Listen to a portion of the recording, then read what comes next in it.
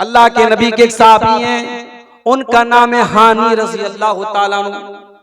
हानी कहते हैं मैं अल्लाह के रसूल के पास गया, मैंने कहा अय अल्लाह के नबी मुझे कोई ऐसा अमल बता दीजिए मायूजिबुल जन्नह, जो जन्नत को वाजिब कर दे।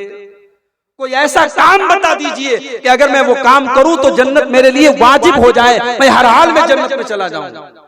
अल्लाह के नबी ने फरमाया अलैका बिहुस्निल कलाम व बज़लित ताम, ऐ मेरे सहाबी तू दो काम कर ले तू जन्नत में चला जाएगा। पहला काम तू ये कर ले हुस्निल कलाम, जब तू कलाम करे, जब तू बातचीत करे, जब तू गुफ्तगू करे, जब किसी से कोई बात कहे तो तेरी बात का अंदाज अच्छा हो, तेरी बात मीठी हो, तेरा अंदाज मीठा हो, तेरी आवाज में, तेरी बातचीत में मिठास हो, तू कड़े लहजे में बात न करे, तेरी आवाज अच्छी हो, तेरी बातचीत अच्छी हो।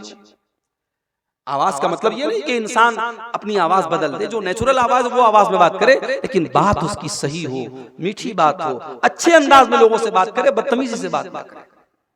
और दूसरी चीज क्या है, वह बज़लित ताम, लोगों को खाना खिलाओ। अब लोगों को खाना खिलाओ में गरीब भी आ गए, रिश्तेदार भी आ गए, मेहमान भी आ गए। आज तो हालात ये हो गए मेरे भाई, घर में मेहमान आता है, शौहर बेचारा घर में आके बीवी से सिर्फ इतना कहता दो लोग आए हैं, थोड़ा खाना ज्यादा बना दो। बीवी की पेशानी पर बल पड़ जाता है। तुमने मुझसे पूछा था तुम लेके क्यों चले आए? बीवी को 4 रोटी ज्यादा बनानी पड़ गई, कुछ चावल ज्यादा बनाने पड़ गए, कुछ दाल ज्यादा बनानी पड़ गई, कुछ गोश्त में उसको मसाला ज्यादा डालना पड़ गया। बीवी तैश में आ गई, तुमने बगैर मुझसे पूछे मेहमान को क्यों बुलाया? और एक नबी का दौर है मेरे भाइयों, अल्लाह के नबी के पास एक सहाबी आते हैं, अल्लाह के नबी बड़ा भूखा हूँ, खाना खिला दीजिए। आपने अपने घर में पूछवाया, आपकी तमाम बीवियों ने कहा हमारे पास तो अपने खाने के लिए, हम मेहमान को कहां से खिलाएं? आपने सहाबा से फरमाया कि मेरे सहाबा कौन मेरे मेहमान को आज रात खाना खिलाएगा? हजरत अबू तलहा रज़ी अल्लाह ताला अन्हु खड़े हुए, अय अल्लाह के नबी मैं आपके मेहमान को खाना खिलाऊंगा। अभी बीवी से पूछा भी नहीं है, अभी पता भी नहीं लगाया घर में आटा बचा है कि नहीं बचा है, चावल बचा है कि नहीं बचा है, गोश्त की बोटी बची है कि नहीं बची है, कुछ नहीं पूछा। अल्लाह के नबी से वादा कर लिया, अय अल्लाह के नबी आपका मेहमान मेरा मेहमान है, मैं आपके मेहमान को खाना खिलाऊंगा। मेहमान का हाथ पकड़ा, घर गए, दरवाजा खटखटाया, बीवी ने दरवाजा खोला, कहा है मेरी बीवी मेहमान को लेके आया हूँ, जल्दी से खाना निकाल दे। बीवी ने कहा अंदर आइए। बीवी किनारे लेके गई, बोली है मेरे सरताज आज तो इतना खाना है कि अगर बच्चे खाएंगे तो हम नहीं खा सकते, हम खाएंगे तो बच्चे नहीं खा सकते, वो खाना तो हमारे बराबर कभी खाना नहीं है। आप तो मेहमान को लेके चले आए, अब बताइए क्या करें? कहा एक काम करो, एक काम करो, बच्चों को सुला दो, बच्चों को सुला दो और मैं मेहमान को घर में लेके आता हूं, खाना प्लेट में ले आओ और मेरे सामने भी खाली प्लेट रहेगा, और जैसे ही खाने का टाइम आएगा चराग की बत्ती बुझा देना। मेहमान को ऐसा लगेगा मैं भी खाना खा रहा हूं, मेहमान का पेट भर जाए, हम दोनों मियां बीवी बाद में कभी खा लेंगे, भूखे रह लेंगे, कोई मसला नहीं। मेरी प्यारी माओ बहनों, आज चराग लेके ढूंढो, ऐसी बीवियां नहीं मिलेगी, ऐसी औरतें नहीं मिलेगी। हजरत अबू तलहा मेहमान को घर में लेकर के आए, मेहमान के सामने खाना रख दिया, अपने सामने खाली प्लेट रख दिया और चराग की बत्ती को खाने के टाइम बुझा दिया और झूठ मूठ अपना मुंह चलाने लगे। मेहमान समझा कि ये लोग भी खाना खा रहे हैं, मेहमान ने पेट भर के खाना खा लिया। सुबह हुई, अबू तलहा अल्लाह के नबी के पास आते हैं। अल्लाह के नबी कहते हैं अय अबू तलहा, तुमने और तुम्हारी बीवी ने जो काम किया है मुझे अल्लाह ताला ने वो काम बता दिया है, और अल्लाह ताला तुम दोनों मियां बीवी के इस अमल से बहुत खुश हुआ है। वो लोगों, सहाबा के दौर में इतनी दौलत तो नहीं थी, इतने बड़े बड़े मकानात तो नहीं थे, उनके पास बड़ी बड़ी गाड़ियां तो नहीं थी, मगर सहाबा के दिल बहुत बड़े थे। वो लोगों अपने दिल को थोड़ा बड़ा कर दो। अगर तुम्हारे कुछ रिश्तेदार आकर के तुम्हारे घर में खाना खा लें, कुछ मेहमान तुम्हारे घर में आके खाना खा लें, इसमें कोई हर्ज की बात नहीं है। अल्लाह के नबी फरमाते हैं ये 2 काम जन्नत में लेकर के जाने वाला है। अलैका बिहुस्निल कलामी व बज़लित ताम, अपनी गुफ्तगू को अच्छा कर लो और खाना खिलाया करो। ये 2 काम ऐसा है जिसकी वजह से तुमको जन्नत मिले। बहरहाल मेरे भाइयों, आज जिस मौजू पर मैं कुछ आपके सामने गुफ्तगू करना चाहता हूं, उस मौजू का ताल्लुक हमारे और आपके परवरदिगार ने, हमारे रब ने हमें इनाम देने के लिए और हमें सजा देने के लिए दो अलग अलग मकामात बनाए। सजा देने के लिए जो जगह है, जो मकाम है, उसका नाम है जहन्नम। और जो इनाम की जगह है, जो बदले, जो रिवार्ड की जगह है, जहां नेकियों का हमें फल मिलेगा, उस जगह का नाम है जन्नत।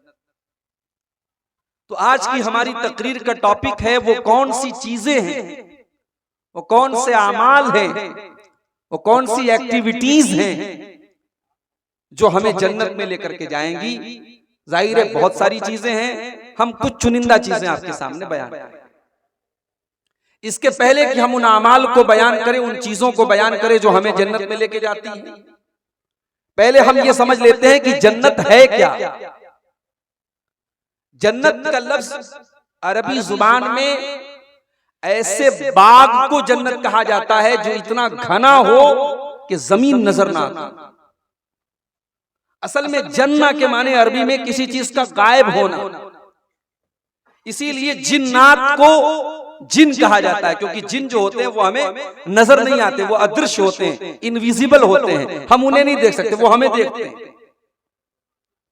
तो जन्नत कहते हैं उस बाग को जिसमें इतने पेड़ हो, इतने दरख्त हो कि जमीन नजर ना आ रही हो ऊपर से, उसको कहते हैं जन्नत। और शरीयत में जन्नत उस मकाम का नाम है जो अल्लाह रब्बुल आलमीन ने अपने नेक बंदों के लिए तैयार करके रखी। अब वो जन्नत कैसी है, उसमें क्या क्या मिलेगा, वो एक अलग टॉपिक है। बस आप इतना समझ लीजिए कि जन्नत हमारे तसव्वुर से, हमारी सोच से, हमारी इमेजिनेशन से बहुत ऊपर की चीज है। जो हम सोच नहीं सकते, जन्नत उससे भी ऊपर की चीज है। दुनिया में टॉप से टॉप नेमतें, चाहे वो माल की नेमत हो, चाहे वो खूबसूरती की नेमत हो, चाहे वो औरत की नेमत हो, चाहे वो खाने पीने की लज्जतें हो, दुनिया में जितनी तरीके की नेमतें हैं वो जन्नत की नेमतों के सामने कूड़ा है, कूड़ा। जन्नत कैसी है, बस एक आयत कुरान की अपने सामने रखें। अल्लाह ताला फरमाता है सूरह सजदा के अंदर, जुमा के दिन फजर की नमाज अगर आप पढ़ते होंगे मस्जिद में, तो सूरह सजदा की तिलावत इमाम साहब पहली रकात में करते हैं, और ये आयत जरूर आपके सामने गुजरती है।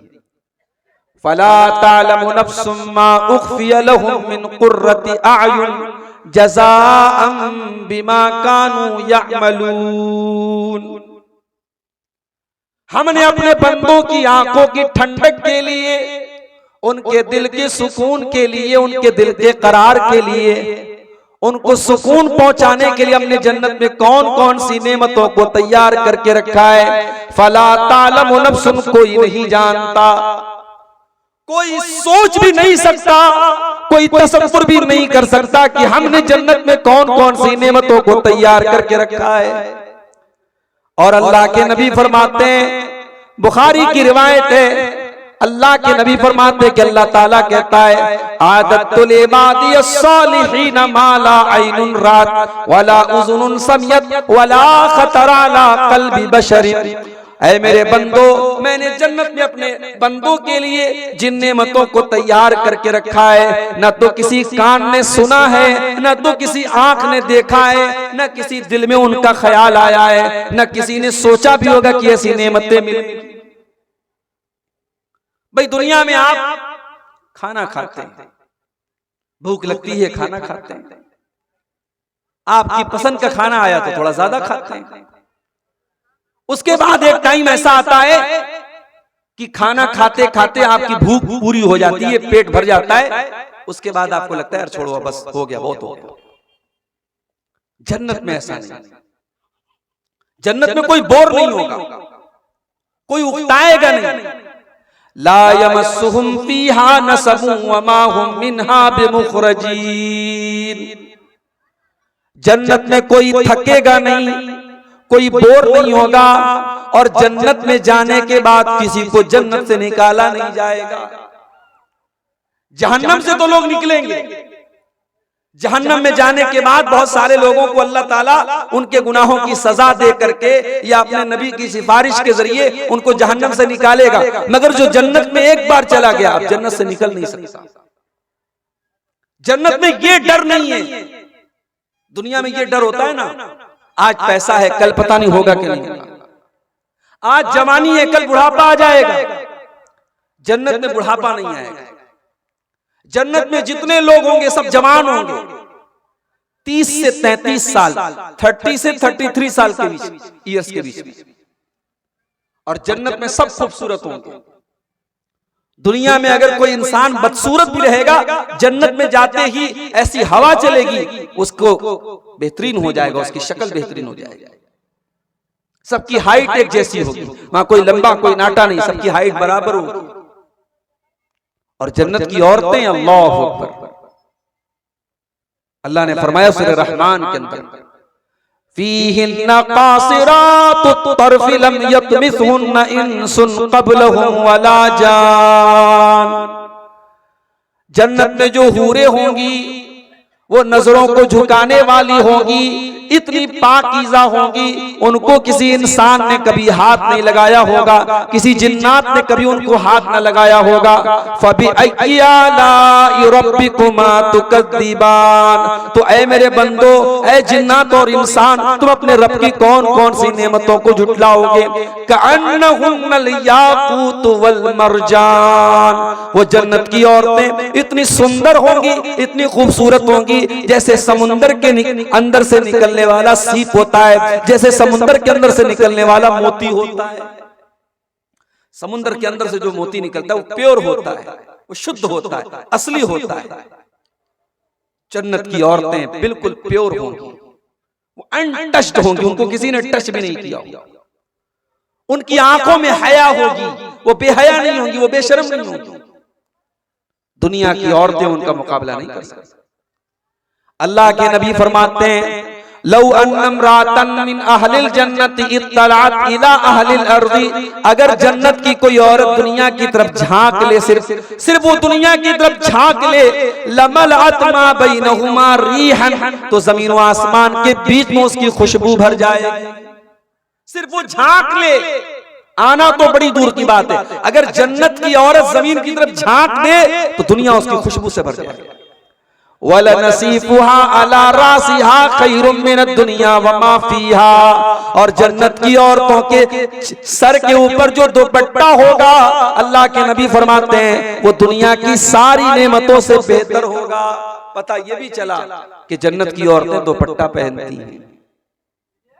इसका मतलब ये हुआ कि दुनिया में जो औरत दुपट्टा पहनती ओढ़ती है और जो पर्दा करती है, वो हकीकत में जन्नत में जाने वाली औरत है। इसलिए कि जन्नती औरत की पहचान ये होती है कि उसके सर पर दुपट्टा होता है। दुनिया में आज कटिहार में मैं आपसे पूछूं साहब, सबसे महंगी जमीन कहाँ की? हमारे इसहाक भाई ने बताया, मौलाना हाजीपुर का एरिया बड़ा तरक्की याफ्ता एरिया है, ऑफिसर्स कॉलोनी बड़ा पॉश एरिया है कटिहार का, वहां जमीनें बड़ी महंगी मिलती हैं। दुनिया में हम कीमती से कीमती इलाका जो होता है उसकी उसी हिसाब से वैल्यू होती है। मुंबई में आप बांद्रा में चले जाएं, अंधेरी में चले जाएं, शाहरुख खान का बंगला है, अमिताभ बच्चन का बंगला है, भाई साहब अरबों में उसकी वैल्यू है। क्यों? वही उतना बड़ा बंगला आप मुंबई के किसी आउटर में चले जाएं, उसकी वो वैल्यू नहीं है। जगह की वैल्यू होती है। जगह की वैल्यू होती है कि मुंबई के सेंटर में, मुंबई के खूबसूरत इलाके में वो बंगला है। दुनिया के बेहतरीन से बेहतरीन इलाके जन्नत के सामने बेकार है मेरे। अल्लाह के नबी फरमाते हैं, जन्नत में एक कोड़ा रखने की जगह, एक कोड़ा कितना बड़ा होता है? ज्यादा से ज्यादा 1 हाथ का होता है। हम ये कह सकते हैं जन्नत में 1 स्क्वायर फीट एरिया, जन्नत में 1 स्क्वायर फीट एरिया, अल्लाह के नबी फरमाते खैरुम मिनद दुनिया व मा फीहा, दुनिया की तमाम नेमतों से बेहतर है। दुनिया में बेहतरीन से बेहतरीन इलाके जन्नत के 1 स्क्वायर फीट एरिया का मुकाबला नहीं कर सकते। ओ लोगों कितने बड़े नादान हैं। हम कटिहार के पौष एरिया में मकान बनाने के लिए कितनी मेहनत करते हैं, हम दुनिया में जमीन और जायदाद के लिए कितनी मेहनत करते हैं, और जन्नत में जाने के लिए हम कोई मेहनत नहीं करते। जन्नत के लिए मेहनत करो। इसीलिए अल्लाह कुरान में कहता है वसारिउ इला मगफिरतिन मिर रब्बिकुम व जन्नतिन अर्जुहा समावात वल अर्ज़ु उइद्दत लिल मुत्तकीन। ऐ मेरे बंदो, तुम आपस में एक दूसरे से आगे निकलने की कोशिश करो, तुम मेहनत करो, तुम दौड़ धूप करो अल्लाह की जन्नत को पाने के लिए, जिस जन्नत की चौड़ाई जमीन व आसमान के बराबर है, और जिस जन्नत को अल्लाह ताला ने मुत्तकी लोगों के लिए तैयार करके रखा है। दुनिया में औरतों के साथ बड़े मसाइल हैं साहब, बहुत सारी गंदगियां उनके साथ लगी हैं। जन्नत की औरतें हर किस्म की गंदगी से पाक हैं। दुनिया में हम खाना खाते हैं तो साथ में लेटरिन भी करते हैं, जन्नतियों को लेटरिन की हाजत नहीं। खाना खाया उन्होंने, उसके बाद पसीना हुआ और पसीने के जरिए उनका खाना हजम हो गया, फिर दोबारा भूख लगेगी। उनको जो चाहिए उनके खाने पीने की सारी नेमतें जन्नत के अंदर अवेलेबल है। ये है जन्नत मेरे भाई। कभी इंशाअल्लाह इस पर हम अलग से बात करेंगे कि जन्नत की नेमतों का कुरान और सुन्नत में क्या जिक्र किया गया। आज का हमारा टॉपिक ये है वो कौन सी ऐसी चीजें हैं जो जन्नत में हमें लेकर के जाए।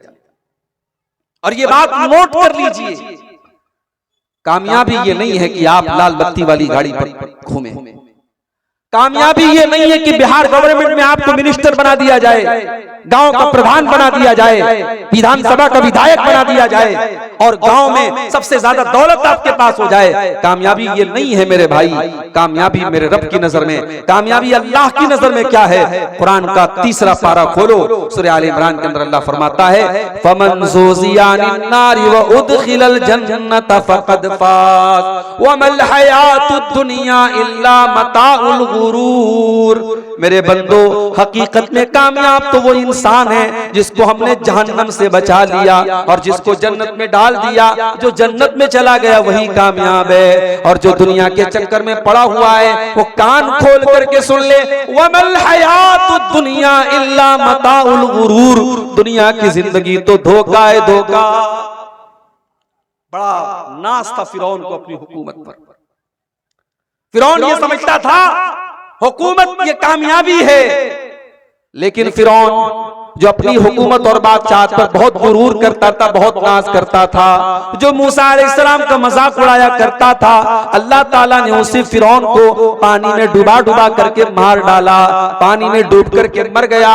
और जब मरने लगा तो फिरौन कहता है कि मैं अल्लाह के ऊपर ईमान लाता हूँ, मैं उस अल्लाह के ऊपर ईमान लाता हूँ जिस अल्लाह के ऊपर बनी इसराइल ईमान लाते हैं। अल्लाह ने फरमाया आल आना वक़द असैत मिन क़ब्लु, ऐ फिरौन आज तक तो तू हमारी नाफरमानी करता रहा, आज तक तो तू हमारा मजाक उड़ाता रहा, और आज अपने सामने मौत को देख करके तू ईमान ले आया। फल यौमा नुनज्जीका बिबदनिका लितकून लिमन खल्फका आयतन। ऐ फिरौन आज हम तुझे इस पानी के अंदर मौत की नींद तो सुनाएंगे, मगर ऐ फिरौन हम तेरी डेड बॉडी को सलामत रखेंगे, तेरे बदन को सलामत रखेंगे, तेरी डेड बॉडी को आने वाली नस्लों के लिए बाकी रखेंगे, आने वाली नस्लें देखेंगी। देखो फिरौन बहुत बड़ा बादशाह था, मगर अल्लाह ने उसका अंजाम क्या किया? जब उसने अल्लाह की नाफरमानी की, जब उसने अल्लाह का मजाक उड़ाया, अल्लाह ने उसका अंजाम क्या किया? तेरी लाश देख करके दुनिया इबरत हासिल करेगी। बहुत पैसे वाला था कारून, उसने दौलत को कामयाबी समझा हुआ था। जब वो कपड़ा पहनकर सज संवर करके सज धज करके निकला करता था तो उसकी कौम के लोग बेचारे बड़े बड़े जोश में आकर के कहते थे या लैता लना मिस्ल मा ऊतिया कारून, ऐ काश हमारे पास भी उतनी दौलत आ जाए जितनी दौलत कारून के पास है। इतनी दौलत थी कारून के पास के कुरान कहता है व आतैनाहु मिनल कुनूज़ि मा इन्न मफातिहु लतनु बिल उस्बति उलिल कुव्वा, के कारून के खजानों की चाबियों को बड़े बड़े पहलवान बड़ी मुश्किल से उठाया करते थे। इतना खजाना था, इतनी दौलत थी, और कारून को अपनी दौलत पर बड़ा नाज भी था। कारून कहा करता था इन्नमा ऊतीतुहु अला इल्मिन, ये दौलत तो मेरे बाप दादा से मुझे नहीं मिली है, मैंने इसको वरासत में नहीं पाया है, ये दौलत तो मेरी नॉलेज से मिली है, मेरे टैलेंट से मिली है, मैं इस लायक था इसलिए मुझको ये दौलत मिली है। अल्लाह ने फरमाया ठीक है, अब हम तुझे मजा चखाते हैं, अल्लाह फरमाता है फखसफना बिही व बिदारिहिल अर्ज़ा, हमने कारून को और कारून के महल को, कारून के खजाने को जमीन के अंदर धसा दिया। कारून की सारी दौलत भी कारून के साथ जमीन के अंदर दफन हो गई। इस दुनिया की औकात क्या है मेरे भाई? अल्लाह ने एक लफ्ज में बता दिया कि दुनिया क्या है। वमल हयातुद दुनिया इल्ला मताउल गुरूर, ये दुनिया तो धोखे का सामान है, ये दुनिया धोखेबाज है, ये दुनिया बेवफा है। इस दुनिया ने आज तक किसी के साथ वफा नहीं की है। आप बेईमानी करेंगे, आप दूसरों का हक मारेंगे, कुछ जमीन बना लेंगे, कुछ जायदाद बना लेंगे, मगर मेरे प्यारे साथियों जिस दिन मौत आएगी, जिस दिन दिल की धड़कन बंद हो जाएगी, जिस दिन सांसों की डोर थम जाएगी, सारी जमीन जायदाद आपके बच्चों की हो जाएगी, आपके घर वालों की हो जाएगी, और आपके हाथ क्या जाएगा? आप तो खाली हाथ आए थे और खाली हाथ अल्लाह के पास जाएंगे, 2 गज जमीन के नीचे जाएंगे। मेरे प्यारे साथियों अल्लाह फरमा रहा है वमल हयातुद दुनिया इल्ला मता उल गुरूर, मेरे बंदो ये दुनिया तो धोखे का सामान है। हारून रशीद एक बहुत बड़ा बादशाह गुजरा है अब्बासी दौर का। एक मर्तबा हारून रशीद ने अपने दौर के बहुत बड़े आलिम से पूछा कि मुझे कोई नसीहत कर दीजिए। तो उन्होंने कहा कि मैं आपको क्या नसीहत करूं, मैं आपसे बस 2 सवाल करना चाहता हूं। क्या सवाल है? कहा मान लीजिए कि आप सफर पे निकले हैं, रेगिस्तान में आप सफर कर रहे हैं और बहुत जोर से आपको प्यास लगी है और दूर दूर तक पानी आपको नजर नहीं आ रहा, और प्यास इस कदर लगी हुई है कि पानी न मिला तो आप मर जाएंगे। इतने में आता है एक आदमी और उसके पास एक प्याला है और प्याले में 2 घूंट पानी है। वो कहता है बादशाह सलामत, ये 2 घूंट पानी मैं आपको दे सकता हूं, शर्त यह है कि आप अपनी आधी हुकूमत मुझे दे दें, मैं ये 2 घूंट पानी आपको दे दूंगा। तो बादशाह सलामत आप ये बताइए कि आप क्या करेंगे, उसको हुकूमत दे देंगे या नहीं देंगे? बादशाह ने कहा अगर ऐसी बात है, अगर मेरी जान खतरे में आ चुकी है, मैं इस कदर प्यासा हूं कि मुझे पानी न मिला तो मैं मर जाऊंगा, तो जान से बढ़ के क्या है, मैं आधी हुकूमत दे करके वो 2 घूंट पानी पी करके अपनी जान बचा लूंगा।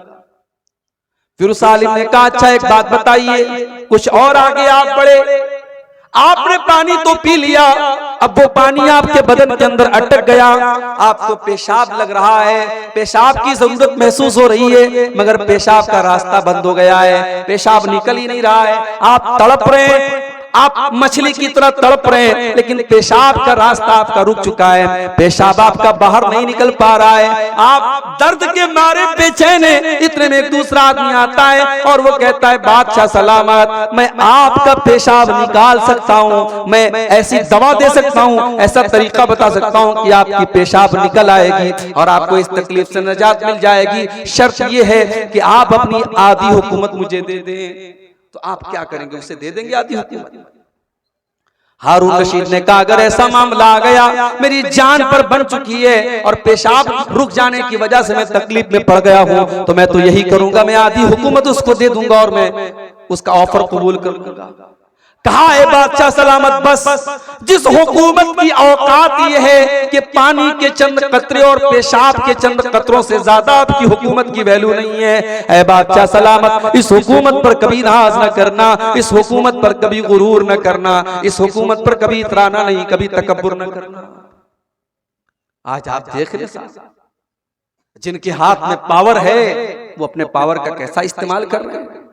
वो राहत इंदौरी ने कहा था ना, जो आज साहिबे मसनद है कल नहीं होंगे, किराएदार है, जाती मकान थोड़ी है, ये कुर्सी और इख्तियार ये किसी की मीरास नहीं है, आज कोई है कल कोई होगा। इंसान को अपने पावर और कुर्सी का कभी नाजायज फायदा नहीं उठाना चाहिए मेरे भाई। तो अल्लाह ने फरमाया कि कामयाबी तो ये है कि तुम्हें जन्नत मिल जाए और तुम जहन्नम से बचा लिए जाओ। और दुनिया को कामयाबी समझने वालों कान खोल करके सुन लो, वमल हयातुद दुनिया इल्ला मताउल गुरूर, दुनिया की जिंदगी तो धोखे का सामान है। अब आइए हम कुरान और सुन्नत की रोशनी में कुछ ऐसी चीजों को देखते हैं जिनको अल्लाह के नबी ने बताया है कि हाँ ये चीजें जन्नत में लेके जाने वाली हैं।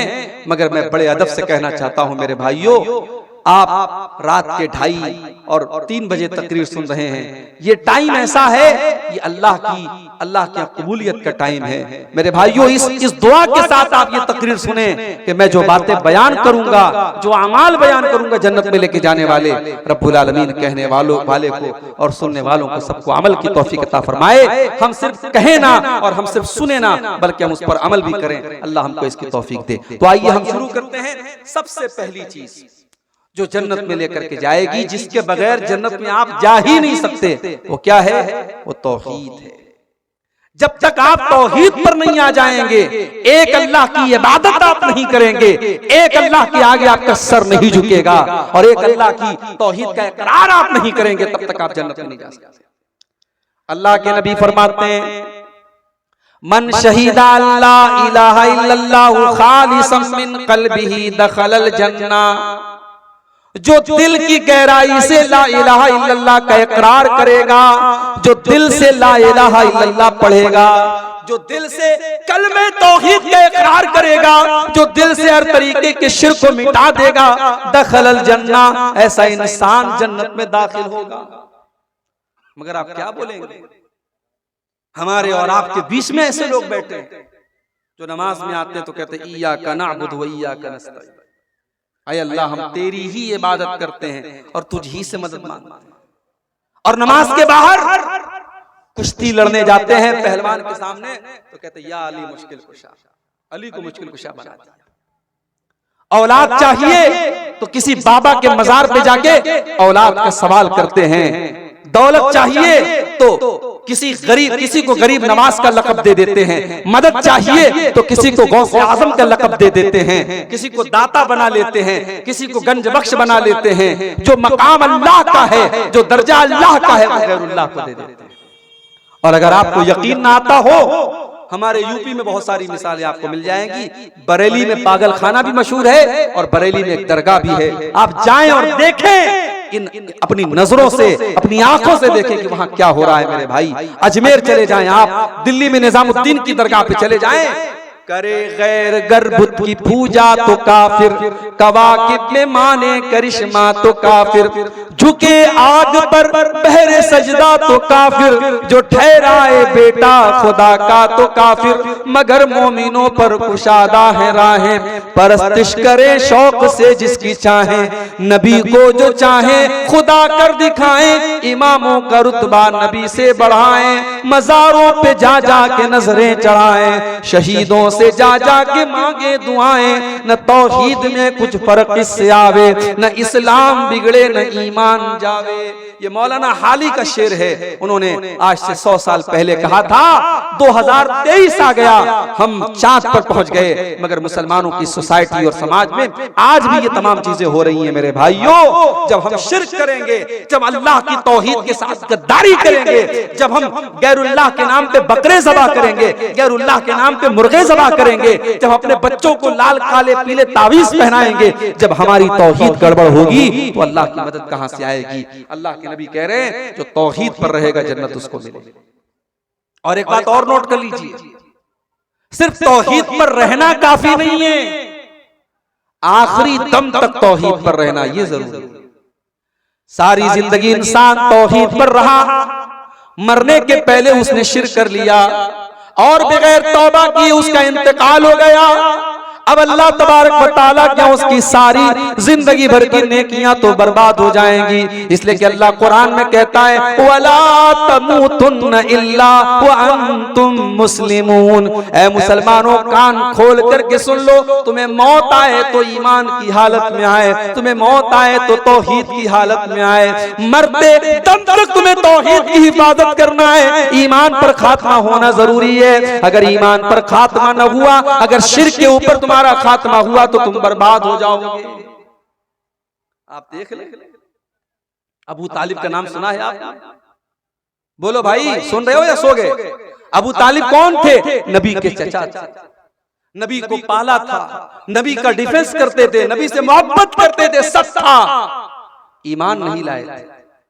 अबू तालिब का आखिरी टाइम आया, अल्लाह के प्यारे नबी अपने चचा के पास जाते हैं, बुखारी के अल्फाज हैं और कहते हैं या अम्मी कुल ला इलाहा इल्लल्लाह, ऐ चचा जान आप कलमा पढ़ लीजिए, आप ला इलाहा इल्लल्लाह पढ़ लीजिए। ऐ चचा जान मैं गारंटी दे रहा हूँ अगर आप ये कलमा पढ़ करके दुनिया से जाएंगे, ऐ चचा मैं अल्लाह ताला के यहाँ इस कलमे के जरिए आपके लिए बहस करूंगा। मेरे चचा ने कलमा पढ़ा था, ऐ अल्लाह तू मेरे चचा को जन्नत में डाल दे। ऐ चचा बस आप कलमा पढ़ दीजिए।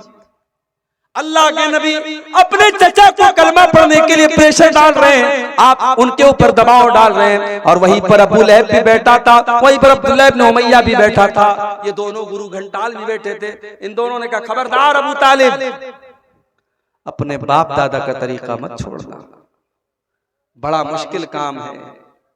अभी मेरा प्रोग्राम था, इसी बिहार में एक जगह पड़ती है जहानाबाद, जहानाबाद के आगे गांव है, गांव का नाम है डिबरी, बड़ा पिछड़ा हुआ इलाका है।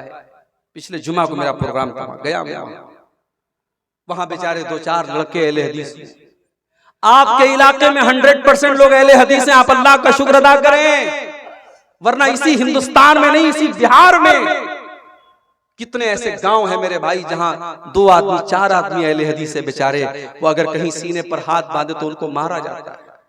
किसी मस्जिद में जाकर के वो आमीन जोर से बोलते उनको निकाल दिया जाता है। वो बेचारे मजबूर है, उनके बच्चे अपने बाप के अहले हदीस होने के बावजूद और कुरान और हदीस पर चलने वाला होने के बावजूद उनके बच्चे माहौल न मिलने की वजह से और समाज न मिलने की वजह से बच्चे दूसरे रास्ते पर चले जाते हैं। मेरे भाइयों, आपकी बिरादरी शेरशाबादी बिरादरी में आज अल्हम्दुलिल्लाह अगर 100% आप कुरान और हदीस पर चलने वाले हैं तो बहुत बड़ी नेमत है। इस नेमत पर आप अल्लाह का जितना शुक्र अदा करें।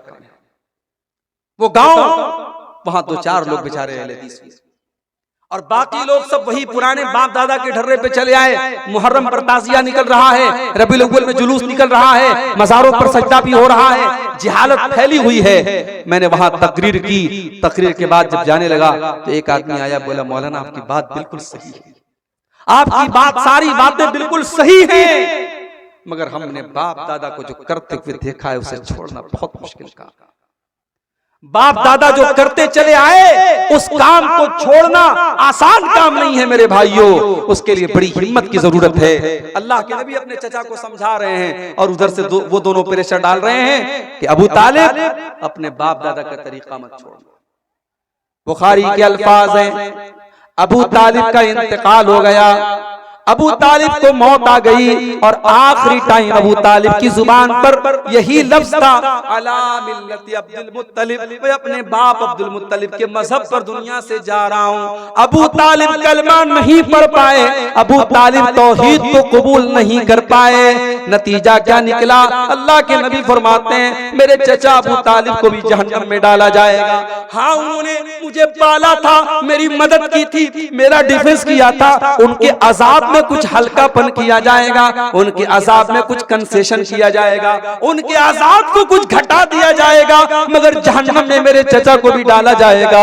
मेरे भाइयों, पता ये चला कि अल्लाह ताला के यहाँ ये नहीं देखा जाएगा आपका बाप कौन था, आपका चाचा कौन था, आपका भतीजा कौन था। अल्लाह ताला के आपकी तौहीद देखी जाएगी, अल्लाह ताला के आपका ईमान देखा जाएगा। इसीलिए अल्लाह के नबी फरमाते हैं मन बत्ता बिही अमलुहु लम युसरे बिही नसबुहु, अगर कोई इंसान अपने अमल में पीछे है और नसब में बहुत आगे है, बहुत ऊंचे खानदान का है, अल्लाह को इससे कोई मतलब नहीं है। आपका अमल कैसा है, आपका किरदार कैसा है और आपका अकीदा कैसा है, अल्लाह के यहाँ ये देखा जाएगा। तो पहली चीज जो हमें जन्नत में लेके जाने वाली है मेरे भाइयों, वो तौहीद है।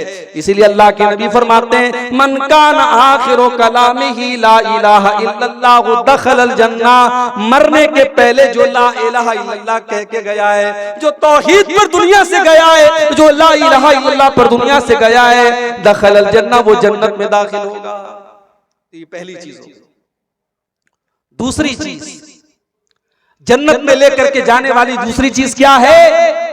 हजरत अबू हुरैरा कहते हैं तिरमिज़ी की रिवायत है, हजरत अबू हुरैरा कहते हैं कि अल्लाह के रसूल से पूछा गया, आय अल्लाह के नबी, अन अक्सर मा युदखिलुल जन्ना, सबसे ज्यादा जन्नत में कौन सी चीज लेकर के जाएगी? आपने फरमाया तक़वल्लाहि व हुस्नुल खुल्क। आपने फरमाया दो चीजें सबसे ज्यादा जन्नत में लेके जाएंगी, एक अल्लाह का तकवा और एक अच्छे अखलाक। और आज इन्हीं दोनों चीजों की बड़ी कमी है और हम अहले हदीसों में ज्यादा कमी है।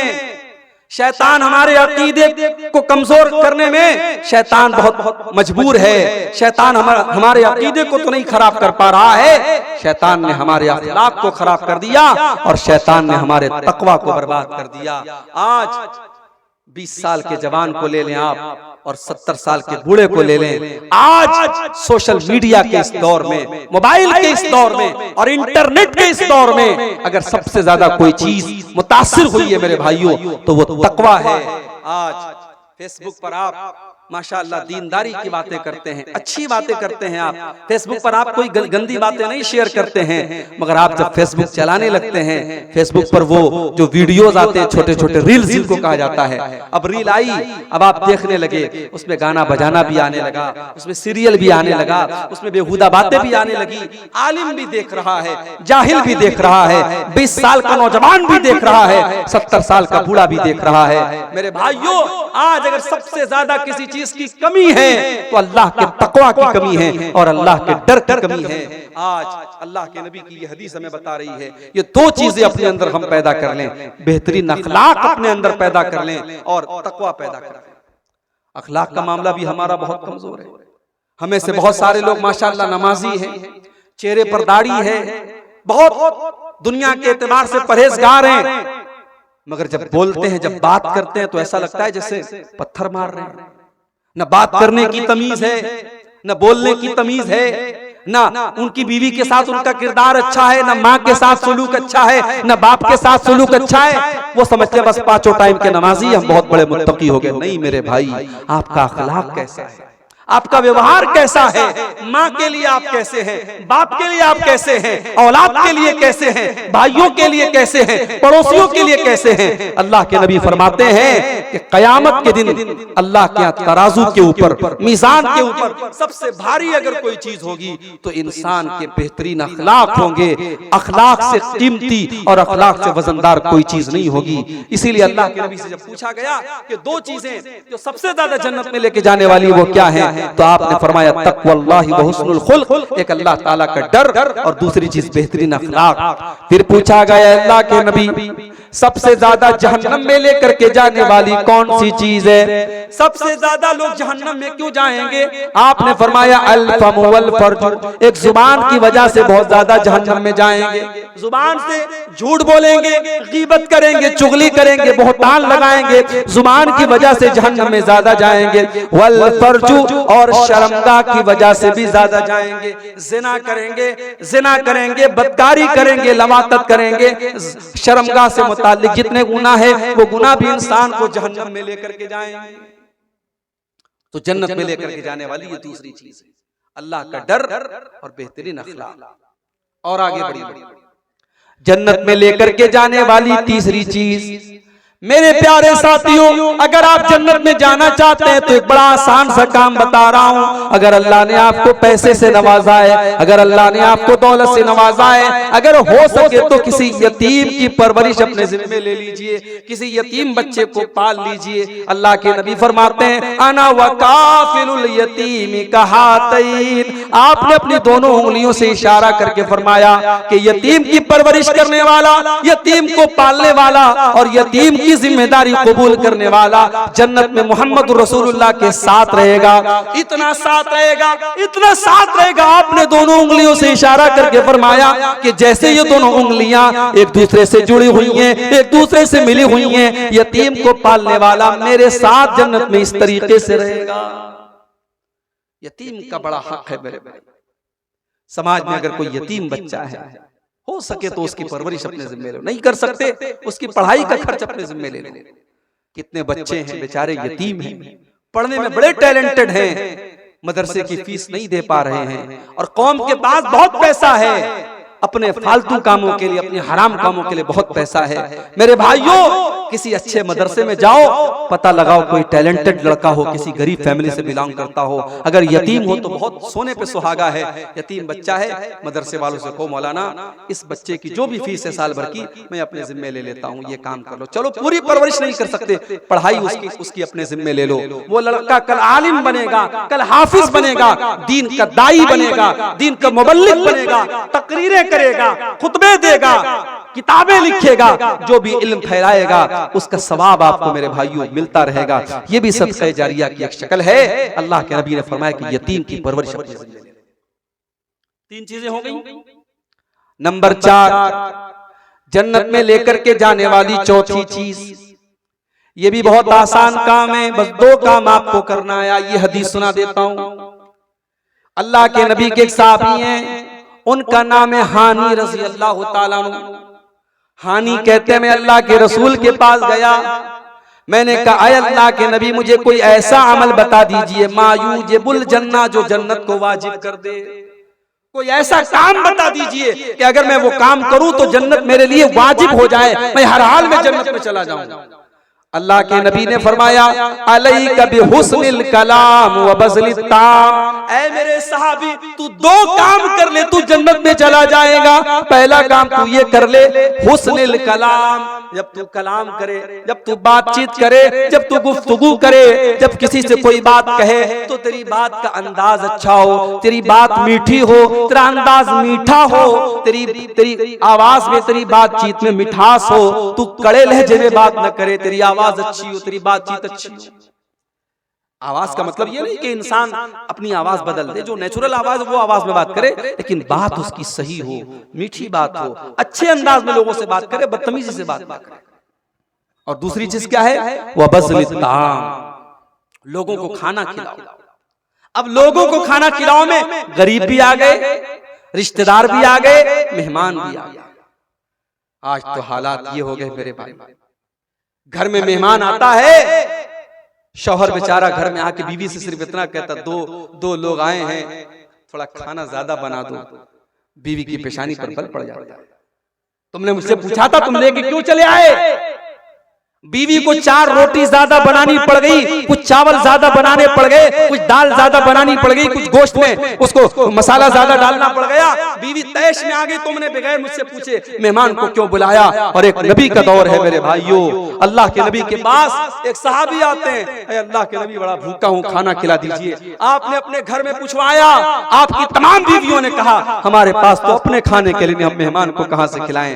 आपने सहाबा से फरमाया कि मेरे सहाबा कौन मेरे मेहमान को आज रात खाना खिलाएगा? हजरत अबू तलहा रज़ी अल्लाह ताला अन्हु खड़े हुए, ऐ अल्लाह के नबी मैं आपके मेहमान को खाना खिलाऊंगा।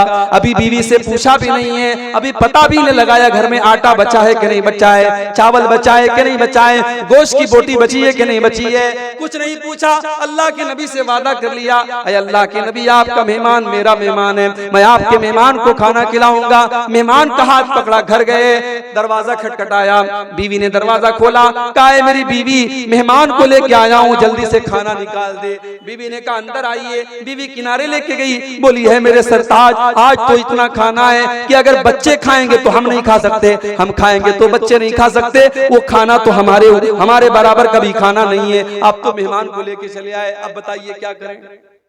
कहा एक काम करो, बच्चों को सुला दो, बच्चों को सुला दो और मैं मेहमान को घर में लेके आता हूं, खाना प्लेट में ले आओ और मेरे सामने भी खाली प्लेट रहेगा, और जैसे ही खाने का टाइम आएगा चिराग की बत्ती बुझा देना। मेहमान को ऐसा लगेगा मैं भी खाना खा रहा हूं, मेहमान का पेट भर जाए, हम दोनों मियां बीवी बाद में कभी खा लेंगे, भूखे रह लेंगे, कोई मसला नहीं। मेरी प्यारी माओ बहनों, आज चिराग लेके ढूंढो, ऐसी बीवियां नहीं मिलेगी, ऐसी औरतें नहीं मिलेगी। हजरत अबू तलहा मेहमान को घर में लेकर के आए, मेहमान के सामने खाना रख दिया, अपने सामने खाली प्लेट रख दिया और चिराग की बत्ती को खाने के टाइम बुझा दिया और झूठ मूठ अपना मुंह चलाने लगे। मेहमान समझा कि ये लोग भी खाना खा रहे हैं, मेहमान ने पेट भर के खाना खा लिया।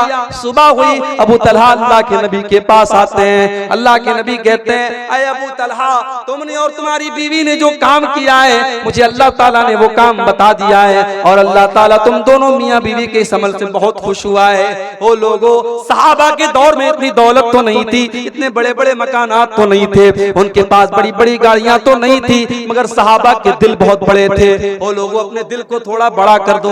अगर तुम्हारे कुछ रिश्तेदार आकर के तुम्हारे घर में खाना खा लें, कुछ मेहमान तुम्हारे घर में आके खाना खा लें, इसमें कोई हर्ज की बात नहीं है। अल्लाह के नबी फरमाते हैं ये दो काम जन्नत में लेकर के जाने वाला है। अलैका बिहुस्निल कलामी व बज़लित ताम, अपनी गुफ्तगू को अच्छा कर लो और खाना खिलाया करो। ये दो काम ऐसा है जिसकी वजह से तुमको जन्नत मिलेगी। और आगे बढ़िए, जन्नत में लेकर के जाने वाला एक और काम है, जब दुनिया बिस्तर पे सो रही हो या रात में कुछ मनचले किस्म के नौजवान मोबाइल पर किसी के साथ बातचीत में मगन हो, चैटिंग में मगन हो, या कुछ लड़के रात में बैठ करके फिल्में देख रहे हो, रात के उस आखिरी पहर में अगर अल्लाह का कोई बंदा उठ करके तहज्जुद की नमाज पढ़ता है, क़ियामुल लैल करता है और रात की नमाज पढ़ता है, तो ये नमाज भी इंसान को जन्नत में लेकर के जाती है। अल्लाह ने ऐसे लोगों का तज़किरा करते हुए सूरह सजदा के अंदर फरमाया, ततजाफा जुनूबुहुम अनिल मज़ाजि'i यदऊना रब्बहुम खौफन व तमा। मेरे नेक बंदे तो वो हैं, मेरे मुत्तकी बंदे तो वो हैं, मेरे डरने वाले, अल्लाह से डरने वाले बंदे तो वो हैं। जब रात में दुनिया वाले आराम से बिस्तरों पर सोते रहते हैं, वो बिस्तरों से अलग होकर अल्लाह की बारगाह में खड़े होकर के, लेट करके अल्लाह की बारगाह में सजदे कर करके अल्लाह को याद किया करते हैं। व मिम्मा रज़क़नाहुम युनफ़िक़ून, और हमने जो रोजी दी उसमें से वो खर्च भी करते हैं। तहज्जुद की नमाज ये भी इंसान को जन्नत में लेकर के जाती है मेरे भाई। इसीलिए अल्लाह के रसूल जब मदीना पहुंचे, आपने मदीना पहुंचने के बाद सबसे पहला पैगाम जो लोगों को दिया था वो क्या दिया था?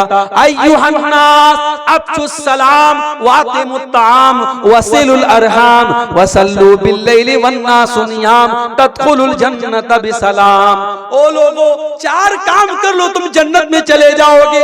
अफ्शुस सलाम, सलाम को फैलाओ, सलाम को बढ़ाओ, सलाम को फैलाओ, ज्यादा से ज्यादा एक दूसरे को सलाम किया करो, सलाम फैलाओ। और दूसरा काम वातिमुत ताम, खाना खिलाया करो, मेहमान को, गरीबों को, रिश्तेदारों को खूब खाना खिलाया करो।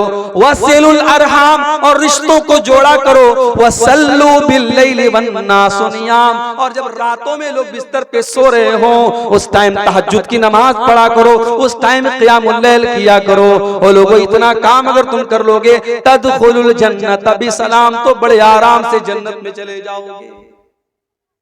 जन्नत में लेकर के जाने वाला एक और काम, 5 टाइम की नमाज फर्ज है, 5 टाइम की पढ़ना है, मगर 2 नमाजें उसमें खास तौर से ऐसी हैं जो आम तौर से हमारी और आपकी छूट जाती है। एक है फजर की नमाज, जो रात में हम सोते हैं तो छूट जाती है, और दूसरी असर की नमाज, दोपहर में आराम करते तो छूट जाती है। इन 2 नमाजों को जो पाबंदी से पढ़ेगा, मन सल्लल बरदैनी दखलल जन्ना, अल्लाह के नबी फरमाते हैं 2 ऐसी नमाजें हैं जो ठंडे टाइम में पढ़ी जाती हैं, एक फजर की नमाज, एक असर की नमाज। ये 2 ठंडी नमाजों को जो पाबंदी से पढ़ेगा, इसका मतलब ये नहीं कि बाकी 3 को छोड़ देगा, चूंकि ये दोनों नमाजें ज्यादा अहम हैं और ज्यादा आम तौर से इन दोनों नमाजों में गफलत होती है, इसलिए अल्लाह के नबी फरमाते हैं इन 2 नमाजों को जो पाबंदी से पढ़ेगा वो जन्नत में जाएगा। अभी 2 दिन पहले मैं सफर में था, मोबाइल मेरा डिस्चार्ज हो गया, और आप लोग तो समझते हैं कि मौलाना साहब तो साहब फ्लाइट से आते होंगे, फ्लाइट से जाते होंगे, एसी से आते होंगे, एसी से जाते होंगे। कभी कभी मौलाना साहब लोगों को भी कैसा कैसा सफर करना पड़ता है हम आपको बता नहीं सकते। 2 दिन पहले मैं कलकत्ता से बर्दमान से घर जा रहा था, बनारस जा रहा था, और इत्तेफाक देखिए ट्रेन का टिकट मैंने बनाया था, एसी का टिकट बनाया था, लेकिन चूंकि अभी हमारे गैर मुस्लिम भाइयों के त्योहार का सीजन चल रहा है, ट्रेनों में बहुत रश चल रहा है, टिकट मेरा कंफर्म नहीं हुआ, टिकट कंफर्म नहीं हुआ। अब साहब सिस्टम आप जानते हैं, अगर ऑनलाइन टिकट बनाया है आपने और टिकट कंफर्म नहीं हुआ तो इसका मतलब कि आपका वो टिकट कैंसिल हो जाएगा और अब आप विदाउट टिकट हो। अब मुझे जाना भी जरूरी था, मेरा बहुत जरूरी काम था बनारस में, मैंने सोचा चलो भाई टीटी से बात करता हूं। मैंने जनरल टिकट खरीदा, टीटी से मिला। मैंने कहा टीटी साहब मुझे बनारस मुगल सराय तक जाना है, कोई सीट आप मुझे एसी 3rd क्लास में, एसी 2nd में, एसी 1st क्लास में, जितना भी पैसा लगे मैं देने के लिए तैयार हूं। टीटी ने कहा भाई साहब कहीं कोई जगह नहीं, पूरी ट्रेन फुल है, मैं आपको कहीं कोई सीट नहीं दे सकता। ट्रेन के अंदर एसी डब्बे के अंदर सीट खाली थी, मैं बैठा, टीटी ने बाहर कर दिया, नहीं आप अंदर नहीं बैठ सकते, आपके पास टिकट नहीं है, ये सारी सीटें रिजर्व हैं, आप अंदर नहीं बैठ सकते। ट्रेन के बाहर जो दरवाजे के पास जहां बेसिन लगा होता है और जहां लेटरिन के दरवाजे होते हैं, पूरी रात मैंने वहीं पर बैठ करके पूरी रात गुजारी मेरे भाई। और मोबाइल में मेरे इत्तेफाक से चार्जिंग भी नहीं थी, मोबाइल भी डिस्चार्ज था, मैं किसी से कोई बात भी नहीं कर सकता था। तो वो रात मेरे लिए बड़ी भारी गुजरी। एक तो तकलीफ जो हुई, रात भर वहां दरवाजे के पास जो बैठना पड़ा, वहीं लेटना पड़ा, वो तो जो तकलीफ हुई। मोबाइल आज हमारी जरूरत बना है। अगर मोबाइल स्विच ऑफ है, मोबाइल बंद है, तो इंसान ऐसा लगता है कि साहब इस दुनिया में बिल्कुल यतीम हो गया है। इतना ताल्लुक हो गया हमारा मोबाइल से, इतना जुड़ाव, इतना कनेक्शन हो गया हमारा मोबाइल से। मेरे प्यारे नौजवान साथियों, आज 1 घंटा भी अगर आपका मोबाइल डिस्चार्ज हो जाए तो आप बेचैन हो जाते हैं। न जाने किसकी कॉल आई होगी, न जाने किसका मैसेज आया होगा, और 1 घंटा भी आप मोबाइल के बगैर नहीं रह सकते हैं। लेकिन 24 घंटे में 5 मर्तबा जो अल्लाह ताला के साथ आपका कम्युनिकेशन होता है, जो अल्लाह ताला के साथ आपकी बातचीत होती है, जो आप अल्लाह ताला की बारगाह में खड़े होकर के अल्लाह से बातचीत करते हैं, हमारी 5 टाइम की नमाजें छूट जाती हैं और हमें कोई फर्क नहीं पड़ता है। हमारे कानों पर कोई जू नहीं रेंगती है, हमारे ऊपर कोई फर्क नहीं पड़ता है। मेरे प्यारे साथियों, अल्लाह के नबी फरमाते हैं जिसकी असर की नमाज छूट जाए, फकअन्नमा वुतिरा अहलुहु व मालुहु, वो इतने बड़े नुकसान में पड़ गया, समझो उसके अहल वयाल खतरे में चले गए, उसका माल खतरे में चला गया, समझो उसका बहुत बड़ा नुकसान हो गया जिसकी असर की नमाज चली गई। इतनी अहमियत है असर की नमाज की। मेरे प्यारे साथियों, नमाज की पाबंदी करो, और खास तौर से फजर और असर की नमाज की पाबंदी करो। ये 2 नमाजें हमें जन्नत में लेकर के जाएंगे। और आगे बढ़िए, जन्नत में लेकर के जाने वाला एक और काम, बहुत आसान काम, बहुत सिंपल काम, कुछ नहीं करना है आपको। हर फर्ज नमाज के बाद आयतल कुर्सी को पाबंदी से पढ़ा कीजिए। अल्लाह के नबी फरमाते हैं, मन करा आयतल कुर्सी दुबुरा कुल्ली सलाह, हर फर्ज नमाज के बाद जो पाबंदी से आयतल कुर्सी पढ़ता है, ला यमनहु मिन दुखूलिल जन्नत इल्ला अन यमूत, उसको जन्नत में जाने से कोई चीज रोक नहीं सकती है। जैसे ही उसकी मौत हो जाएगी, जब तक वो जिंदा है तब तक वो जन्नत में नहीं जा सकता है, मरने के बाद उसकी जन्नत पक्की है। जो हर फर्ज नमाज के बाद पाबंदी से आयतल कुर्सी पढ़ता है, आयतल कुर्सी छोटे छोटे बच्चों को भी याद होती है, आप याद कर ले मेरे भाई, और कोशिश करें हर फर्ज नमाज के बाद आयतल कुर्सी को जरूर पढ़ें। और सिर्फ फर्ज नमाज के बाद नहीं, रात में बिस्तर पे सोने जब जाएं तब भी आयतल कुर्सी पढ़ के सोया करें। अल्लाह के प्यारे नबी फरमाते हैं, जो इंसान रात में सोने के टाइम आयतल कुर्सी पढ़ के सोता है, रात भर अल्लाह की तरफ से एक फरिश्ता उसकी हिफाजत करता है और कोई शैतान उसके करीब नहीं आ सकता। इसलिए आयतल कुर्सी को अपनी जिंदगी का एक पार्ट बना ले, एक हिस्सा बना ले, और हर फर्ज नमाज के बाद भी आयतल कुर्सी पढ़ा करें और रात को भी आयतल कुर्सी पढ़ा करें। और आगे बढ़िए, जन्नत में लेकर के जाने वाली एक और चीज, अगर आप जन्नत में जाना चाहते हैं और किसी से आपका झगड़ा चल रहा है, आपका केस चल रहा है, और आपको पता है कि आप सही है, सामने वाला गलत है, लेकिन अगर आपको जन्नत में जाना है तो छोटी सी कुर्बानी आपको देनी पड़ेगी।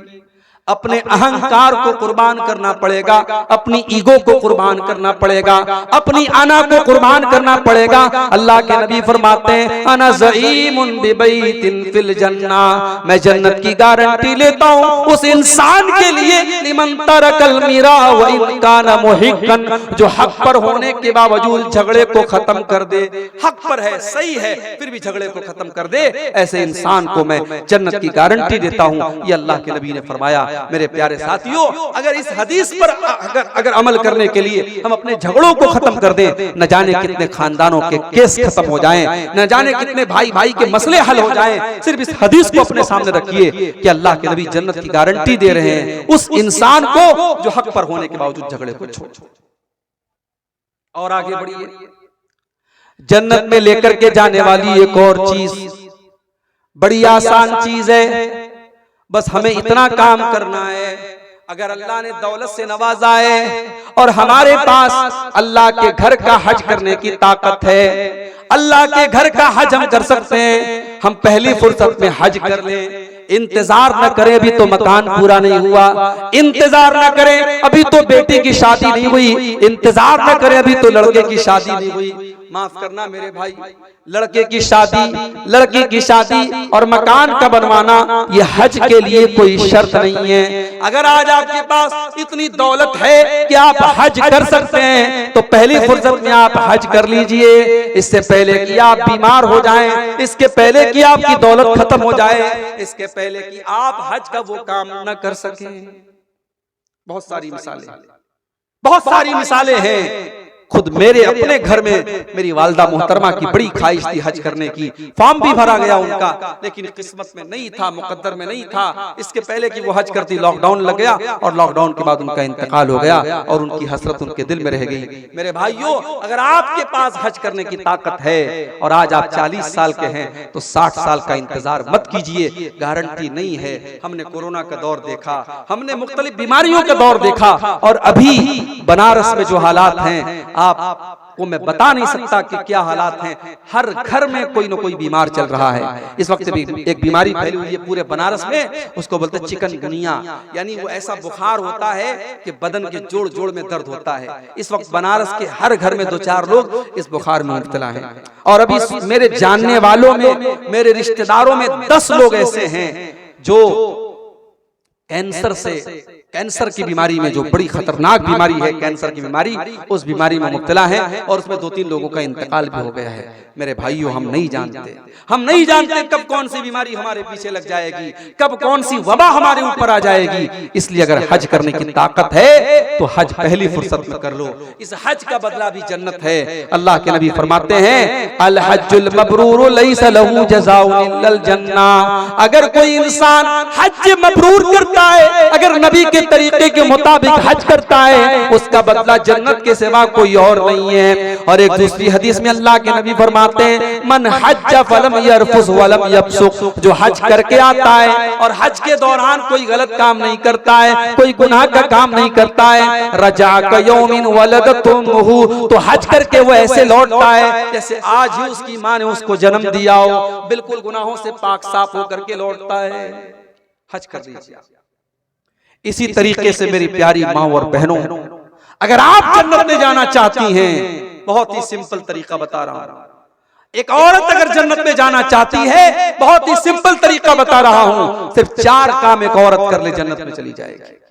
अल्लाह के नबी फरमाते हैं, इज़ा सल्लतिल मरअतु खम्सहा व सामत शहरहा व अताअत ज़ौजहा व अहसनत फरजहा। जो औरत 5 टाइम की नमाज की पाबंदी करती है, रमजान का रोजा रखती है, अपने शौहर की खिदमत और इताअत करती है और अपनी शर्मगाह की हिफाजत करती है, दखलत मिन अब्वाबिल जन्नति शात। ऐसी औरत जन्नत के जिस दरवाजे से चाहे वो जन्नत में जा सकती है। 4 काम सिर्फ एक औरत कर ले, जन्नत की गारंटी अल्लाह के नबी दे रहे हैं। जन्नत के जिस दरवाजे से वो चाहे जन्नत में जा सकती है। इसी तरीके से मेरे प्यारे साथियों, अगर आप जन्नत में जाना चाहते हैं, कभी रात में बैठ करके, कभी तन्हाई में बैठ करके, जब कोई देखने वाला न हो, कोई कैमरा न लगाओ, कोई ऑडियो रिकॉर्डिंग न कर रहा हो, कोई वीडियो न बना रहा हो, रात का अंधेरा हो, आप हैं और आपका कमरा है और आपके गुनाहों की स्याही है, अल्लाह की बारगाह में अपने हाथ फैलाइए और अपने गुनाहों को याद करके अल्लाह से माफी मांगिए। वो जो कतरे आपकी आंखों से निकलेंगे मेरे प्यारे साथियों, अल्लाह के नबी फरमाते हैं, ऐनानी ला तमस्सहुमुन नार। 2 आंखें ऐसी हैं जो कभी जहन्नम में नहीं जाएंगी। ऐनुन ऐनुन बकत मिन खशियतिल्लाह, एक वो आंख जो अल्लाह के खौफ से रोती है, जिससे आंसू निकलते अल्लाह के खौफ से, वो आंख कभी जहन्नम में नहीं जाएगी। और एक वो आंख, वो ऐनुन बातत तहरुसु फी सबीलिल्लाह, अल्लाह के रास्ते में चौकीदारी कर रही है, सरहदों की हिफाजत कर रही है, उस आंख वाले को भी अल्लाह ताला जहन्नम में नहीं डालेगा। दो आंखों को अल्लाह ताला जहन्नम में नहीं डालेगा। अगर हम और आप जन्नत में जाना चाहते हैं, अपनी आंखों को कभी अल्लाह के खौफ से अपनी आंखों में हम आंसू भी ले आए मेरे भाइयों, वो आंसू जो अल्लाह के लिए बहेंगे, वो आंसू भी हमें जन्नत में लेकर के इंशाअल्लाह जाएंगे। और इसी तरीके से अगर आप जन्नत में जाना चाहते हैं तो मेरे प्यारे साथियों, शरीयत ने एक काम और बताया है कि हमेशा सच्चाई का साथ दो, हमेशा सच्चाई का साथ दो, सच बोलो और सच लोगों का साथ दो। अल्लाह के नबी फरमाते हैं, अलैकुम बिस्सिद्क़ि फ़इन्न सिद्क़ यहदी इलल जन्ना, ऐ मेरी उम्मत के लोगों, हमेशा सच्चाई का साथ दो, क्योंकि सच्चाई जन्नत की तरफ लेकर के जाती है। व इय्याकुम वल कज़िब, और झूठ से हमेशा बचो, फ़इन्नल कज़िब यहदी इलन नार, क्योंकि झूठ आपको जहन्नम की तरफ लेकर के जाता है। सच्चाई का साथ दीजिए और सच्चों के साथ रहिए, इंशाअल्लाह ये रास्ता भी आपको जन्नत की तरफ लेके जाएगा। इसी तरीके से मेरे प्यारे साथियों, जन्नत में लेकर के जाने वाला एक और अमल हमें कुरान और सुन्नत के अंदर बताया गया। वो अमल ये है कि हम अल्लाह के नबी की इताअत करें, अल्लाह के नबी की पैरवी करें, अल्लाह के नबी के रास्ते पर चलें। आपकी इताअत करने वाला भी जन्नत में जाएगा। अल्लाह के नबी फरमाते हैं, कुल्लु उम्मती यदखुलूनल जन्नत इल्ला मन अबा, मेरी उम्मत के सारे लोग जन्नत में जाएंगे, मगर वो लोग जन्नत में नहीं जाएंगे जिनको जन्नत में जाना मंजूर नहीं है, जो जन्नत में जाने से इनकार कर देंगे। सहाबा ने कहा, अल्लाह के नबी वो कौन से बदनसीब लोग होंगे जो जन्नत में जाने से इनकार कर देंगे? आपने फरमाया, मन आतानी दखलल जन्ना, जो मेरी इताअत करेगा वो जन्नत में जाएगा। व मन आसानी फक़द अबा, और जो मेरी नाफरमानी करेगा वो जहन्नम में जाएगा। जो मेरी नाफरमानी करेगा समझो वो जन्नत में जाने से इनकार कर रहा है। मेरे प्यारे साथियों, आज कितने मुसलमान हैं, उनके सामने नबी की हदीस पढ़ के सुना दो, उनके सामने बुखारी की रिवायत पढ़ के सुना दो, उनके सामने अल्लाह के नबी का अमल पढ़ के सुना दो। वो कहते हैं, साहब बात तो सही है, हदीस तो सही है, रिवायत तो सही है, मगर हम अपने बाप दादा का तरीका नहीं छोड़ सकते, हम अपने पीर साहब का तरीका नहीं छोड़ सकते, हम अपने बुजुर्गों का तरीका नहीं छोड़ सकते। अभी आपके बिहार में एक स्टेशन है बारसोई, बारसोई से मुझे जुमा पढ़ाना था पाकुड़ में, और इत्तेफाक से कोई ट्रेन नहीं थी, तो बारसोई से 4 व्हीलर बुक करके मैं पाकुड़ गया था। अब वो जो 4 व्हीलर वाला था वो इत्तेफाक से टनाटन था, बिल्कुल टनाटन। अब रास्ते पर उसने ख्वाजा साहब की मनकबत में कव्वालियां सुनाना शुरू कर दिया मुझे। अब मैं भी मजबूर था, उसी की गाड़ी में बैठा हूं, मैं क्या उसको मना करूं, वो कव्वाली सुनाए जा रहा है। तो रास्ते में मैंने उससे पूछा कि भाई लग रहा है कि आपको ख्वाजा साहब से बहुत मोहब्बत है। उसने कहा, मौलाना बहुत मोहब्बत है। तो मैंने कहा कि अच्छा, ख्वाजा साहब के दरबार में आप कितनी बार गए? बोले हर 6 महीने में 2 बार जाते हैं। मैंने कहा, अच्छा हज कितनी बार आपने? कहा आज तक हज नहीं किया, आज तक उम्रा नहीं किया, लेकिन ख्वाजा साहब के यहाँ 6 महीने में 2 बार जाता हो। तो मैंने कहा, एक काम कर यार, तू अजमेर में अपना घर बनवा ले, वहीं आकर ख्वाजा साहब के बगल में। कहा नहीं, दूर रहेंगे तो मोहब्बत ज्यादा रहेगी, ख्वाजा साहब बुलाते इसलिए हम ख्वाजा साहब के पास जाते हैं। आज कितने मुसलमान हैं जिनके दिलों में गैरुल्लाह की मोहब्बत भरी हुई है मेरे भाई। जब उसका नाम गुलाम मुस्तफा था, बारसोई का रहने वाला वो इंसान, वो ड्राइवर कह लीजिए, उस गाड़ी का मालिक भी वही था। जब मैंने उसको थोड़ी देर समझाया तो उसने कहा मौलाना आप अपना नंबर दे दीजिए, हम जलसा कराएगा तो आपको बुलाएगा। हम कहा, आप हमको कभी नहीं बुलाएगा, आप जब हमको बुलाएंगे तो आपके इलाके के लोग तैयार ही नहीं होंगे जब उनको पता लगेगा कि ये तो सलफी मौलवी है। कहा, बात तो आप सही बोलते हैं, हमारे गांव वाले तो सब टनाटन लोग हैं, सब सुन्नी लोग हैं, वो तो नहीं बुलाएंगे। कहा, मौलाना आपकी बात तो सही है, मगर हमारे बाप दादा का जो तरीका था हम वो तरीका नहीं छोड़ सकते। ये बाप दादा का तरीका हम नहीं छोड़ सकते। मैं नबी की हदीसें सुना रहा हूं, लेकिन वो कह रहा है कि मैं बाप दादा का तरीका नहीं छोड़ सकता। मेरे भाइयों, एक मोमिन का शेवा क्या होना चाहिए? अल्लाह ताला कुरान में कहता है, इन्नमा कान कौलल मुमिनीन इज़ा दुऊ इलल्लाहि व रसूलिही इज़ा दुऊ इलल्लाहि व रसूलिही लियहकुम बैनहुम अन यक़ूलू समिअना व अताना। एक मोमिन की शान तो ये है, एक मोमिन का हाल तो ये होना चाहिए, जब उसको अल्लाह की तरफ बुलाया जाए, जब उसको रसूल रसूल की तरफ बुलाया जाए तो एक मोमिन की जुबान से बस एक ही जुमला निकलना चाहिए, समीना व अताना, हमने सुन लिया और मान लिया। एक मोमिन की जुबान से कुछ और नहीं निकलना चाहिए। आज हमारा ईमान कमजोर हो चुका है। नबी की हदीसों के सुनने के बाद हम उसकी तावीलें करते हैं और बाप दादा का नाम लेकर के हम उसको ठुकरा देते हैं। अल्लाह के नबी फरमाते हैं, जिसने मेरी इताअत की वो जन्नत में जाएगा और जिसने मेरी नाफरमानी की वो जहन्नम में जाएगा। और एक आखिरी हदीस सुना करके, क्योंकि 3:15 के करीब हो रहा है, एक आखिरी हदीस सुनाता हूँ जन्नत में लेकर के जाने वाला एक आखिरी अमल बयान करके मैं बात खत्म करूंगा। मेरे भाइयों, अगर हम और आप जन्नत में जाना चाहते हैं, एक बड़ा सिंपल तरीका बता रहा हूं आपको। अल्लाह के रसूल के एक सहाबी का वाकया सुना करके, अल्लाह के नबी एक मर्तबा मस्जिद में बैठे हुए थे, सहाबा आपके साथ थे। अचानक आपने दरवाजे की तरफ इशारा करके कहा, यदखुलु अलैकुम मिन हाज़ल बाबि रजुलुन मिन अहलिल जन्ना, अभी इस दरवाजे से एक ऐसा इंसान आने वाला है जो जन्नती है, जो जन्नत में जाएगा। अब सहाबा की नजरें दरवाजे पर टिक गई, देखे कौन आ रहा है जिसको अल्लाह के नबी जन्नती कह रहे हैं। थोड़ी देर के बाद एक अंसारी सहाबी, जो मदीना के रहने वाले अंसारी थे, वो अपने हाथों में अपना चप्पल और जूता लिए हुए थे, वजू करके आ रहे थे, दाढ़ी से वजू का पानी टपक रहा था। उसी हालत में वो आए और आकर के मस्जिद में दाखिल हुए।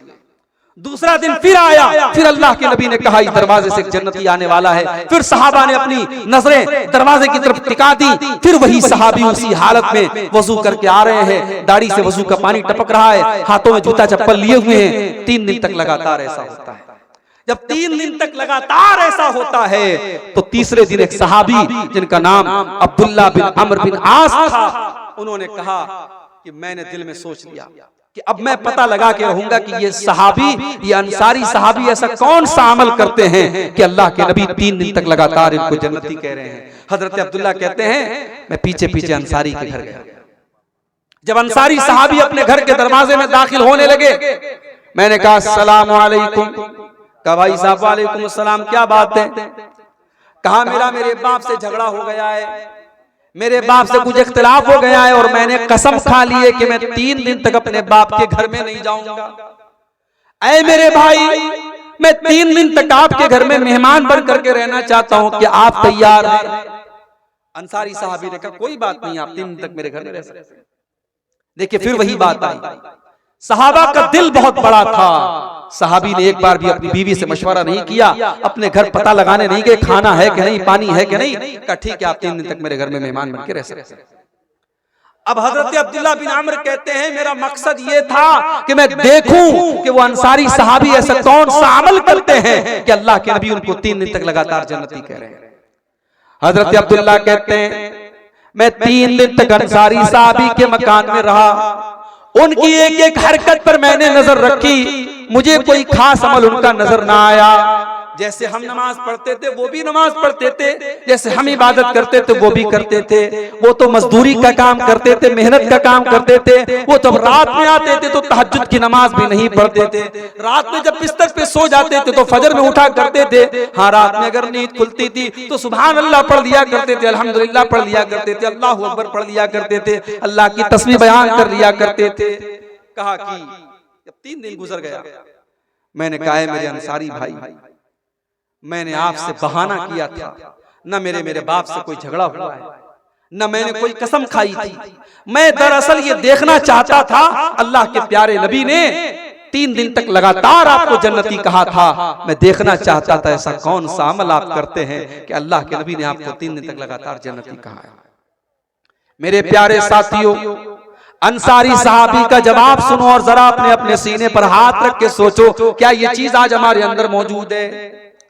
अंसारी साहबी ने कहा, ऐ मेरे प्यारे भाई, मैं कोई खास अमल नहीं करता, कोई ऐसा अमल नहीं करता जो तुमने न देखा हो, लेकिन हाँ एक चीज मेरे अंदर है, हो सकता है कि उसी की वजह से अल्लाह ताला ने मुझे ये मकाम दिया हो। ला अजिदु फी क़ल्बी ग़िश्शन लि अहदिन मिनल मुस्लिमीन, मैं अपने दिल में किसी मुसलमान भाई के लिए धोखा नहीं रखता, मैं अपने दिल में किसी मुसलमान भाई के लिए धोखाधड़ी नहीं रखता, मैं किसी को धोखा नहीं देता। वला अहसुदु अहदन अला निअमतिन अनअमहा अल्लाहु इय्या, और मैं किसी को अल्लाह ताला कोई नेमत देता है तो मैं हसद नहीं करता, मैं जलन नहीं करता। मेरे दिल में न हसद है, न कीना है, न कपट है। हो सकता है इसी की वजह से ये मकाम मिला हो। हजरत अब्दुल्ला ने कहा इसी की वजह से तुमको ये मकाम मिला है। मेरे प्यारे साथियों, जन्नत में जाना है, अपने दिल को कीनों से पाक करो, अपने दिल को कपट से पाक करो, अपने दिल को हसद से पाक करो। आज भाई भाई से हसद कर रहा है, पड़ोसी पड़ोसी से हसद कर रहा है, रिश्तेदार रिश्तेदार से हसद कर रहा है। किसी ने दौलत ज्यादा कमा ली, उसकी दौलत देख करके हसद, किसी ने ज्यादा नाम कमा लिया, उसका नाम देख करके हसद, किसी ने अच्छा मकान बना लिया, उसका मकान देख करके हसद। मेरे भाई हसद मत करो। अल्लाह तेरे मुकद्दर में जो है वो तुझे मिल करके रहेगा, उसके मुकद्दर में जो है वो उसे मिल करके रहेगा। आपके हसद करने से आपका नुकसान है, उसका कोई नुकसान नहीं है। मेरे प्यारे साथियों, ये चीज भी अगर अपने अंदर हम पैदा कर लें, अपने दिल को पाक और साफ कर लें, तो इंशाअल्लाह जन्नत में लेकर के जाने वाली ये चीज भी है। मेरे अजीज भाइयों, मेरे बुजुर्गों, आज जरूरत इस बात की है, जन्नत में लेकर के जाने वाले मुख्तलिफ आमाल मैंने आपके सामने बयान किए। ये आमाल सिर्फ बयान करने के लिए और सिर्फ मजा लेने के लिए नहीं है, ये चीजें अपने अंदर हम पैदा करें। मैंने तौहीद बयान की, हम अपनी तौहीद की हिफाजत करें। मैंने अपनी शर्मगाह की हिफाजत की बात कही, हम अपनी शर्मगाह की हिफाजत करें। मैंने ज़बान की हिफाजत की बात कही, हम ज़बान की हिफाजत करें। मैंने तकवा की बात कही, हम तकवा अपने अंदर पैदा करें। मैंने मेहमानों को और गरीबों को खाना खिलाने की बात कही, वो जज्बा हम अपने अंदर पैदा करें। ये जितनी बातें बयान हुई हैं, इन पर अमल करने की जरूरत है। मेरे प्यारे साथियों, अल्लाह कुरान में कहता है वमन अरादल आखिरता वसअलहा सअयहा वहुवा मुमिन, कि जो आखिरत में अपना घर बनाना चाहता है उसे कोशिश करनी पड़ेगी, उसे अमल करना पड़ेगा। सिर्फ आरज़ू कर लेने से और तमन्ना कर लेने से और चाहने से आपको जन्नत नहीं मिलेगी। यही चंद बातें थी। आइए हम अल्लाह से दुआ करें, रब्बुल आलमीन हमने जो बातें बयान की हैं, और आज इस जलसे में आप मगरिब बाद और इशा बाद से प्रोग्राम चल रहा था, जो बातें आपने उलमा की जुबान से सुनी है, रब्बुल आलमीन हमें उन सब पर अमल करने की तौफीक अता फरमाए। रब्बुल आलमीन हमें से जो बीमार हैं उनको शिफाए कामिल आजिल अता फरमाए। जो रोजी रोटी से परेशान हैं, अल्लाह उनके कारोबार में बरकत